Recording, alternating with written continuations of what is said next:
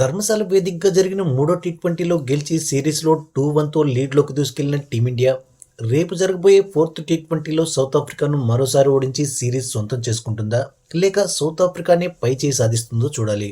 ఈ క్రమంలో fourth T20 కోసం టీమిండియా ఎటువంటి మార్పులతో బరిలోకి దిగబోతుందో చూద్దాం. ముందుగా ధర్మశాల వేదికగా జరిగిన మూడో టీ20 కోసం టీమిండియా 2 అనూహ్యమైన మార్పులను తీసుకుంది. పర్సనల్ రీజన్స్తో బుమ్రా తప్పుకోవడంతో బుమ్రా ప్లేస్లో హర్షిత్ రాణా టీంలోకి వచ్చాడు. అలాగే అక్షర్ పటేల్ ప్లేస్లో కుల్దీప్ యాదవ్ జట్టులోకి వచ్చాడు.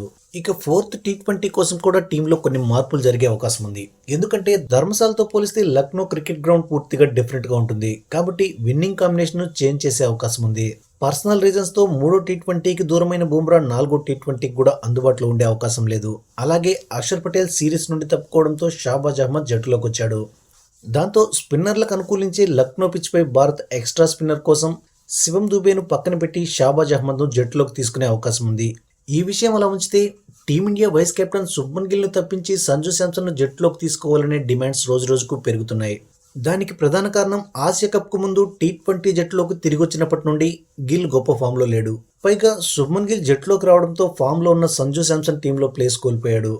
శుభ్మన్ గిల్ టీ20లోకి రీ ఎంట్రీ ఇవ్వకముందు శాంసన్ ఓపెనర్గా 3 సెంచరీలు సాధించాడు. అభిషేక్తో కలిసి టీమిండియాకు అద్భుతమైన స్టార్ట్స్ అందించాడు.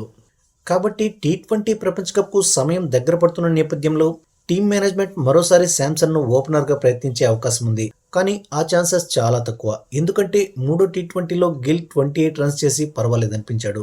దాంతో అతన్ని కంటిన్యూ చేసే అవకాశాలే ఎక్కువగా కనిపిస్తున్నాయి. అదే జరిగితే మరోసారి శాంసన్ బెంచ్కే పరిమితం కావాల్సిందే.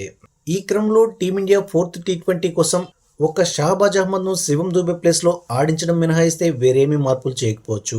ఆల్మోస్ట్ సేమ్ టీంతోనే బరిలోకి దిగొచ్చు.